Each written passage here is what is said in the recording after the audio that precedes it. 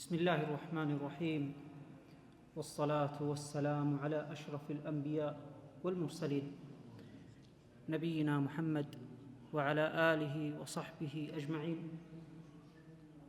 اللهم لا حول لنا ولا قوة إلا بك، عليك توكلنا وإليك أنبنا وإليك المصير.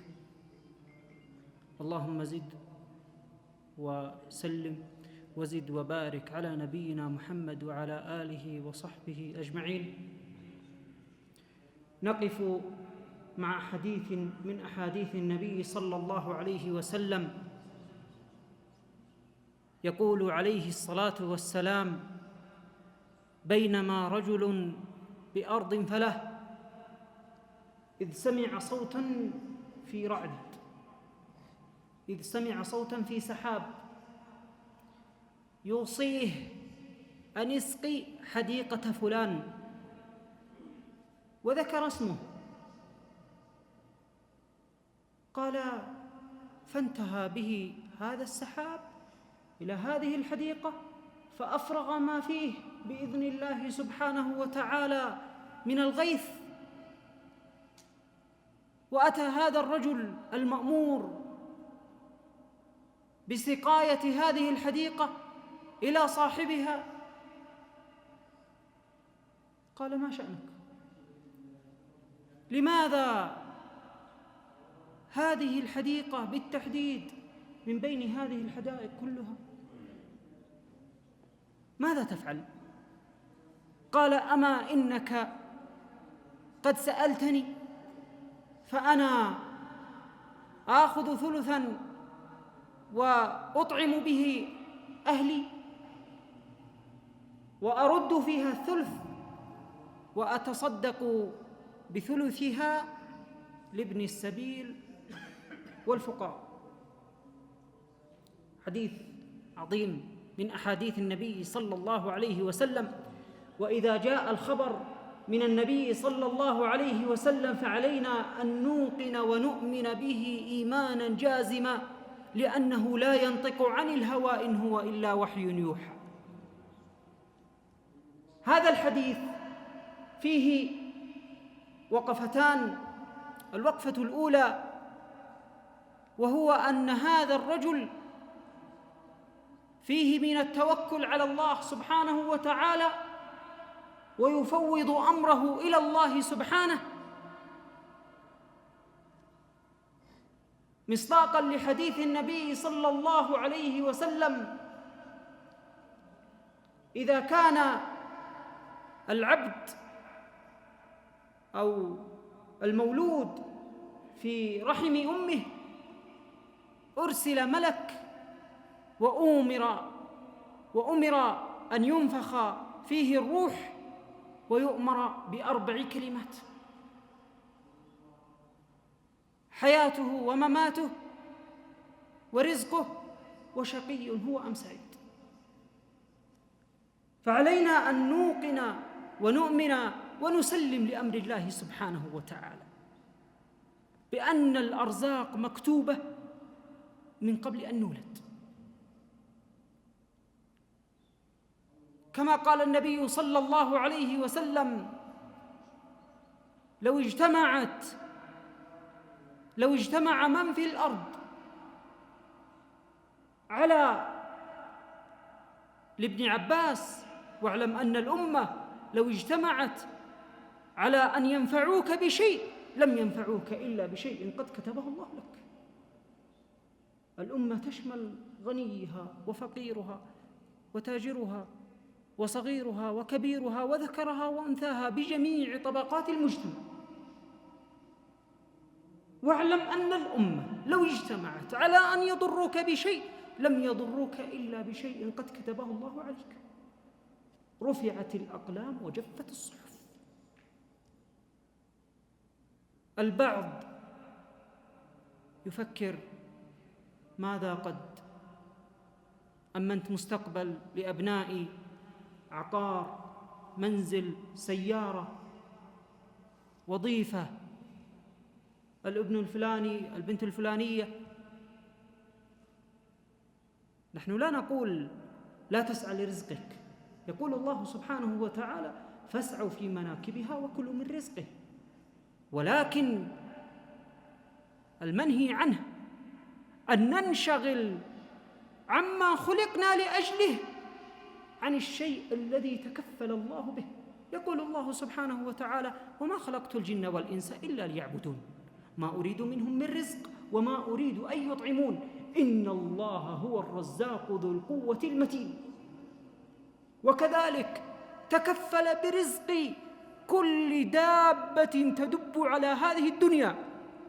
يقول الله سبحانه وتعالى: وما من دابة في الأرض إلا على الله رزقها ويعلم مستقرها ومستودعها كل في كتاب مبين. حسمت وكتبت ولا مجال أن تتغير.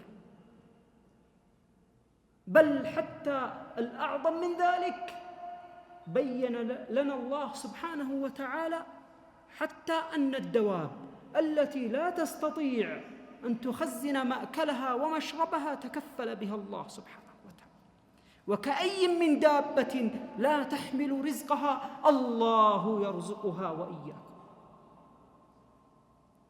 يقول النبي صلى الله عليه وسلم: لو أنكم توكلون على الله حق توكله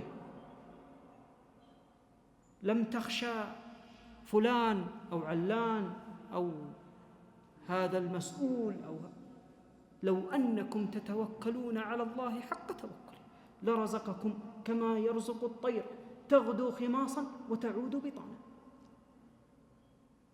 في كل يوم تغدو خماصا وتعود بطانا. طيب من هو اللي هيأ لها؟ من هو الذي سخر لها؟ من هو الذي أكلها؟ من هو الذي شربها؟ الله سبحانه وتعالى.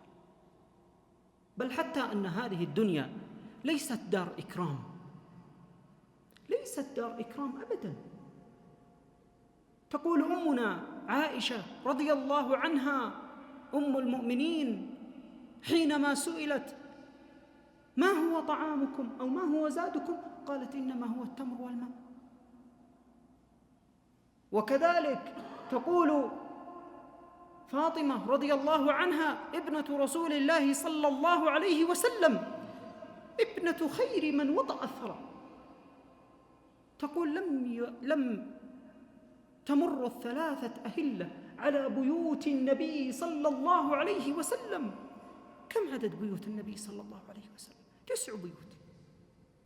لم يكن يوقد في بيوت النبي صلى الله عليه وسلم نار. 3 أهلة. وهو من لو شاء ملك الدنيا بأكملها. في المقابل يقول الله سبحانه وتعالى عن قارون: وآتيناه من الكنوز ما إن مفاتحه لتنوء بالعصبة أولي القوة. مفتاح لا يستطيع، المفتاح لوحده لا يستطيع حمله الرجال الأشداء، فما بالك بالخزينة؟ فما بالك بما فيها؟ المفتاح لوحده لا يستطيع أن يحمله الرجال الأشد. فخسفنا به وبداره الأرض. فالدنيا ليست دار إكرام، لن تأخذ منها كما قال النبي صلى الله عليه وسلم: لن تموت نفس حتى تستكمل رزقها مهما كان، سواء كان هذا الرزق عبارة عن صحة، مال، جاه، عافية، هدى، صلاح في الأبناء، صلاح في ذريتك، أيا كان. الرزق يتعدد، ليس عبارة عن أموال أو متاع. الرزق لا يعد ولا يحصى. يقول الله سبحانه وتعالى: وإن تعدوا نعمة الله لا تحصوها. نسأل الله سبحانه وتعالى أن يرزقنا حق توكله، ونسأل الله سبحانه وتعالى أن لا يكلنا إلى أنفسنا طرفة ولا أقل من ذلك. اللهم ارزقنا حق توكلك وحق معرفتك وحق خشيتك.